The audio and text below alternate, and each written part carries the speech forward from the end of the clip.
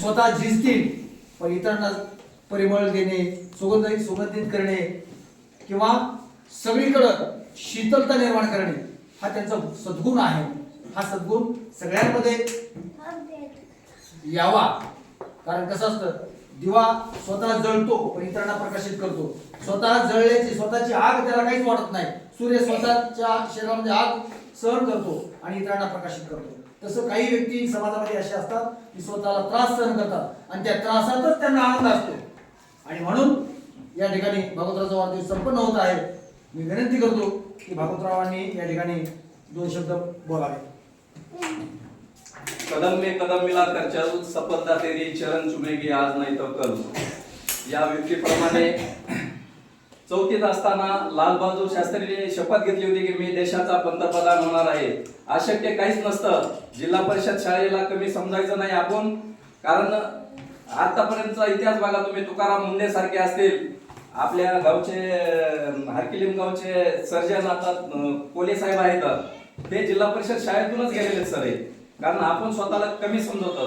कारण शाळा ही भिंत तयार असते पण विद्यार्थ्याची कार्यक्षमता जर प्रबळ असेल तर हे प्रशासकीय अधिकारी या जिल्हा परिषद शाळेतून आपण चांगल्या प्रकारे उत्तम प्रकारे घडू शकतात. आणि तुमचं मी बऱ्याच दिवसापासून तुम्ही रुजू झाल्यापासून पाहतो की तुमची तळमळ खूप आहे.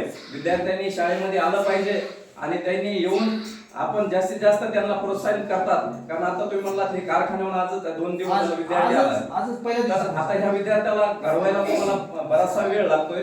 कारण सर्व विद्यार्थ्यांनी आपण 25 विद्यार्थीच आपण कमी लेखायच नाही. कारण आपण 25 विद्यार्थ्यांमध्ये ज्ञानार्जन जास्तीत जास्त करू शकतो.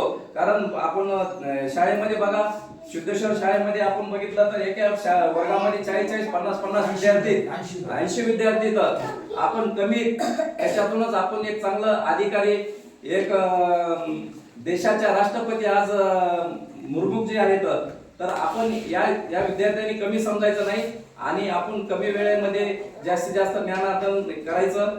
मी पडवला सर, विकासनामा चॅनलचे आमचे बालासाहेबजी पपाळ यांना पण मी या शुभेच्छा देतो की त्यांनी पण त्या अशा जिल्हा परिषद शाळेसाठी वेळोवेळी सर्वांनी सहकार्य केले पाहिजे.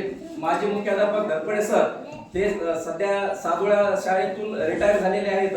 त्यांचं पण खूप तळमळ असते की विद्यार्थ्यांनी घडलं पाहिजे.